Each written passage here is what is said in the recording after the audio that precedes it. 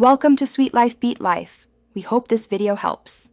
Hey everyone, encountering error code 4-0FFF0B E2C on Rainbow Six Siege for Xbox can be super annoying, right? This specific connection problem often stops you from joining matches or even logging in. But don't stress, we've got some straightforward, effective steps to help you fix it fast and jump back into your matches. Let's get started and get you playing again smoothly. Sometimes the easiest fix is the best one. Start by fully power cycling your Xbox. Hold the power button for 10 seconds until it shuts off, then unplug it for a moment. Next, do the same for your internet router and modem. Unplug them both for at least 60 seconds, then plug them back in. This simple reboot often clears temporary network issues and refreshes your connection, which can resolve the error instantly. If a simple restart didn't work, let's check your network settings.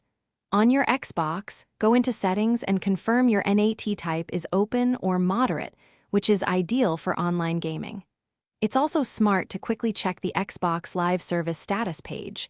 Sometimes, the problem is a wider service issue, not just on your end. As an extra step, try clearing your alternate MAC address or persistent storage within your console's network settings for a fresh connection. Next, let's focus on the game itself. First, make sure Rainbow Six Siege is completely updated to the latest version. Outdated games can cause connectivity issues. You can also try clearing your game's reserved space or cache, which sometimes gets corrupted. If all else fails and you're still seeing the error, a complete reinstallation of the game might be necessary. This ensures you have a clean, fresh copy. If you've tried all these steps and the error still pops up, it might be time to reach out to Ubisoft support directly. Give them your specific error code, 4-0FFF0BE2C, and explain everything you've already done. They can offer more tailored solutions or investigate server-side issues. Remember, troubleshooting takes a little patience, but typically one of these fixes will get you back in the game. Thanks for watching.